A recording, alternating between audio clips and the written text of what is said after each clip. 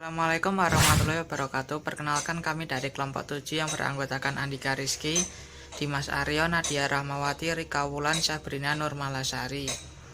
Adat dan warisan. Menurut hukum adat, ahli waris adalah mereka yang paling dekat dengan generasi berikutnya, yaitu mereka yang menjadi besar dari keluarga yang mewariskan. Misal, anak angkat dianggap sebagai anak sehingga mendapat harta warisan. Namun harta yang dapat diwariskan kepada anak angkat adalah harta yang diperoleh ketika waktu hidup bapak angkatnya. Selanjutnya yaitu persamaan dan perbedaan adat dan warisan. Persamaan adat dan warisan. Pertama, waktu pembagian setelah dikurangi biaya pengurusan mayat. Kedua, bagian ahli waris laki-laki 2 kali bagian perempuan. Perbedaan adat dan warisan. Yang pertama, dalam hukum adat dibedakan antara yang diperoleh sewaktu hidup dan harta yang diperoleh dari orang tuanya. Yang kedua, dalam hukum adat, anak angkat berhak menerima warisan, sedang dalam hukum Islam tidak berhak menerima warisan.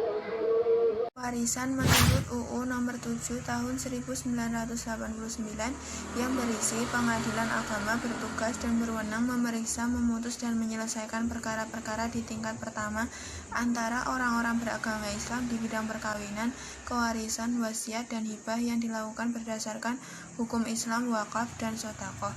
Berdasarkan dari UU Nomor 7 Tahun 1989 itu, maka wewenang pengadilan agama dalam hal warisan adalah: 1. Menentukan siapa yang menjadi ahli waris.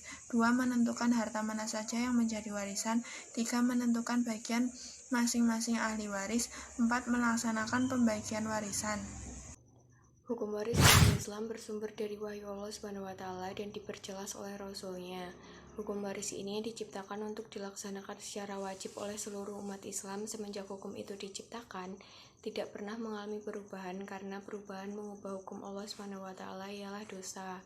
Semenjak dahulu sampai sekarang, umat Islam senantiasa memegang teguh hukum waris yang diciptakan Allah, yang bersumber pada kitab suci Al-Quran dan hadis Rasulullah SAW.